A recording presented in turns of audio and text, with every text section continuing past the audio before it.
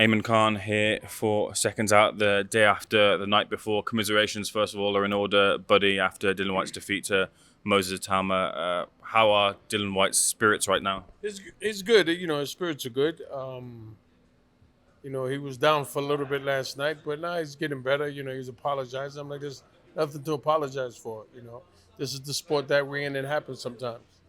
Can we rewind to the preparations in terms of the fight week? There was some talk that maybe Dillian Whyte had flown over and there was problems with the layover and things like that, and Dillian felt that he maybe had been messed around a little bit. Was that the case? Had you heard that to be the scenario? This is the first time me hearing it. You know what I mean? I didn't hear anything like that. So, excuse me, I really couldn't elaborate on that, to be honest with you.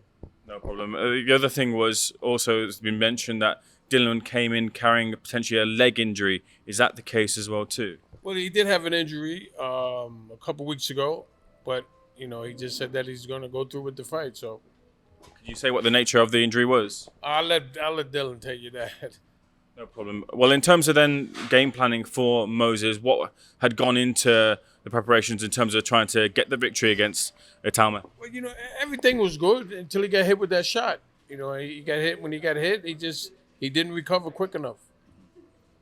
The shot came to the top of the head. Did you have any problems with that shot specifically, or any of the follow-up shots in terms of where they landed? Well, a shot to the top of the head usually sets your equilibrium off. And when you got a guy that can punch like Moses, it sets it off a little bit more. Dillian wanted to continue. The referee, of course, called it off. Do you feel that was the right call for that to happen? Oh, I think, yes, without a doubt. Definitely. He made the right call. I think that Dill should have stayed down and taken the 8 count, then got up. But he bounced right back up, and his equilibrium was still off. And I told him, I said, you couldn't stand up straight. The referee could not let you go out. In terms of Dillian's future, I think he said on social media that he won't make any rash decisions, but maybe looks to want to continue. Do you feel the same way that Dillian still has a place in the sport? Well, I told Dylan to go home, enjoy his family, and let's talk at the end of the week. What about Moses Itauma in terms of, look, in the UK, we're very much hyping him up as being someone who can carry the British flag, especially in the heavyweight division, which is the glamour division. Does he look for all intents and purposes to be someone that the Brits can really back? Oh, yes, the kid, you can see the talent's there. He has all the potential in the world. He's got a great team with him. So I think he's going to be fine.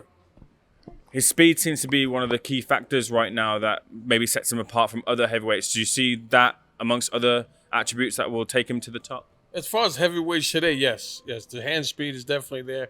And there's not no one I have with speed like that in the heavyweight division right now. Who do you think would be a good logical step for him? There's talk about him taking on Alexander Usyk next. Do you think that's a step he should take next? I think he should have another fight before he jumps up to Usyk. Have a fight where he's gonna get some rounds in under his belt. At least 7 to 8 good rounds before he tackles Usyk. The names of Joe Parker and Ajit Kabiel have been mentioned. Do you think that's a good step to take? I think he should, before he fights any of those guys, I think he should have another fight before that. A fight that's gonna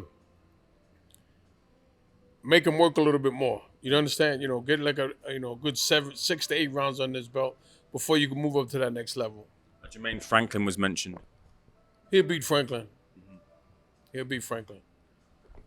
If, and hypothetically, if Dillian Whyte was to retire, what would you say would be his lasting imprint on the sport?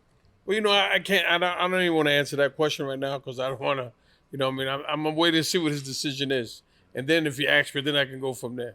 Well, there was talk, a while back that maybe we could get the return fight with Anthony Joshua. Is that something that you'd like to see? Right now, I don't. What I want to see right now for Dylan, this second, right now, is him just to go home and enjoy his family right now. You mentioned that he'd apologized for, I guess, his performance. When you heard him say that, what was your reaction to that apology? I said, "What are you apologizing for?" I said, "This is the sport that we're in. You have nothing to apologize for. You stepped in the ring. You went in there to do what you had to do. It didn't go your way. It's the way it is. You know what I mean? But you don't owe anybody an apology." You said to me in the lead up to the fight that you come from an area which you feel like you're cut from a different cloth. Dillian is someone who he has a personality. He's deemed as old school by his contemporaries, the likes of Joe Parker. Would you call him as someone that exhibits the attributes that you have cut from the old school kind of cloth. Without a doubt. You know what I mean? You know, he steps up to the plate. He takes on any challenge. You know what I mean? Nobody wanted to fight Moses. You know, Dill stepped up. He said, "The hell with it, let's go." So I mean, he definitely has that old school mentality. Buddy, that's the extent of my question. Just a final word from yourself. If you'd like to leave it anywhere, what would you like to say? Let's just say thank you to everybody for the support that they showed for the fight, for Dillian and for Moses as well. And just good luck and God bless to everyone. No, we ain't God blessing no motherfucker, man. We ain't blessing none of them bitches. We angry, we mad, big mad, and Saudi mad, motherfucker. Tell him how we feel, buddy. Tell him how we goddamn feel for real. Where did that come from? I don't know, man. I think you brought that heat. Rowdy and Saudi. Buddy, thank you.